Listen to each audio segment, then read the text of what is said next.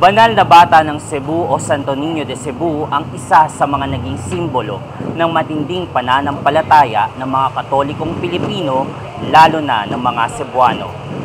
Munti man ang rebultong kahoy na ito, ngunit malaking kwento ng kasaysayan at pananampalataya ang nasa likod ng imahe ng Batang Kristo.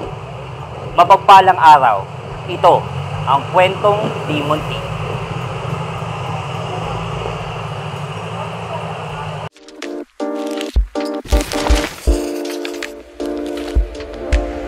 Pilipinas ang isa sa pinakamalaking Kristiyanong bansa sa daigdig at dito sa Cebu unang tinanggap ang Kristyanismo.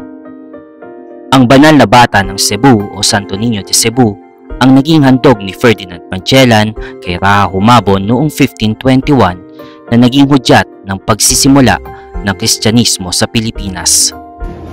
Saksi ako sa matinding pananampalataya ng mga Cebuano sa Santo Niño de Cebu. Sa katunayan, isang taunang kultural at relihiyosong pista ang ipinagdiriwang dito, ang Sinulog Festival.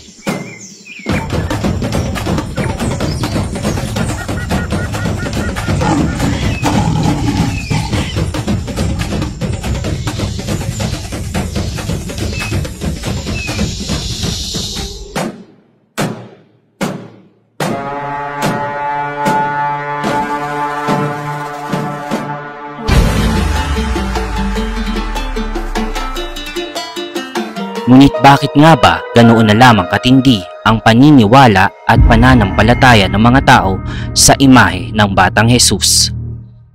Habang idinaraos ang Palarong Pambansa 2024 sa Cebu City, bumisita ako sa Basilica del Santo Niño. Isa ito sa pinakamatandang simbahang Katoliko na ayon sa kasaysayan, pinaniniwala ang lugar kung saan natagpuan ang imahe ng Santo Niño de Cebu. Habang binabaybay ko ang kalsada papunta sa Basilica, isang grupo ng volleyball athletes mula Caraga Region ang nakatawag ng aking pansin. Hawak ng kanilang coach ang imahe ng Santo Niño. Habang kinakapanayam ko ang kanilang coach na si Coach Rodel, nagulat ako na personal niyang dinala ang kanyang imahe ng Santo Niño mula Caraga patungong Basilica sa Cebu. Nakita po namin kayo na may dalang Senior Santo Niño. Senior Santo Niño. Devotee po ba kayo? Yes po. Saan po kayo galing? We are from Caraga Region. Okay. Bakit dala niyo po yung Santo Niño? Dala po namin yung Senior Santo Niño para gabayan po kami sa laro namin. Sana po makuha namin yung pinapangarap namin. Okay. Gold medal. So, pati yung talaga yung yung devotion niyo sa Santo Niño para syempre maging inspirasyon niyo at manalo kayo, makuha nyo yung gold. Yan ang target natin. Ilang taon na po kayong devote? Tagal-tagal na po since high school. So, almost 20 years. Tapos sinadya nyo pa po dito sa Basilica? Talaga po sinadya. Dinala ko talaga siya para sa church, sa Basilica de Santo Niño. So dala nila sir ito sa mismo? Yes po. Sa inyo po ito? Yes, imahe na to? Okay. Dala namin sa training, dito sa laro. Dinala pa namin kanina sa playing game. Okay. Para i-bless talaga kami yung Senior Santo Niño. So ano po, pwede po bang itanong kung pwede lang na may itanong, ano po yung pinagdasal nyo kay, sa ating Santo Niño? Ang pinagdasal ko talaga kanina is yung safe lang yung players ko. Yes. Lahat kami, maka-perform sila ng best nila. Kay Lord na yun kung ibigay sa amin yung gold. Kasi lahat naman ay nagdasal, lahat ay nangarap.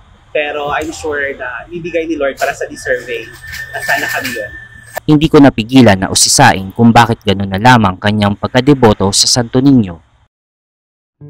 Ayon kay Coach Rodel, malaking bahagi ng kanyang pagkapasa sa licensure examination for teachers ang pagdarasal niya sa Santo Niño. Naniniwala rin siya na ito ang itinuturo at layunin sa kanya ng mahal na Senyor para magsilbing coach ng kanilang volleyball team at maging inspirasyon sa kanyang mga estudyanteng atleta.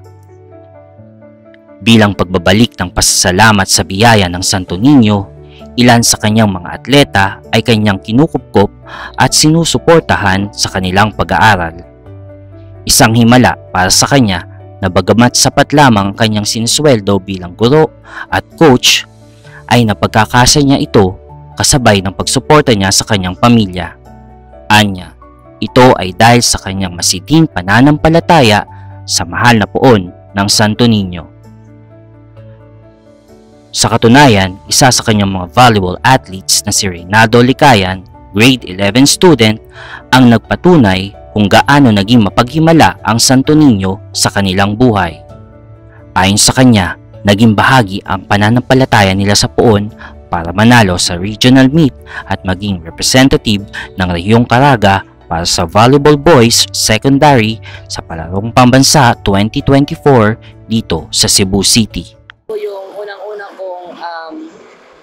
kong ginagawa, yung pagdadasal ko, at saka bigyan po ako ng mas matatag pa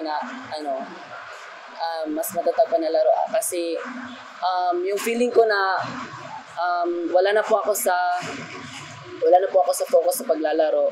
Ang ginagawa ko po yun, yung pagdarasal at ipikit ko pala yung mata ko. Tunay nga na sa lahat ng pagkakataon at panahon, malaking bahagi ang Kristyanismo sa pananampalatayang Pilipino. Ilan sa atin ay dito kumakapit, lalo na sa mga panahon na tila pananampalataya ang solusyon sa mga mabibigat na sitwasyon. Ano man ang ating relihiyon.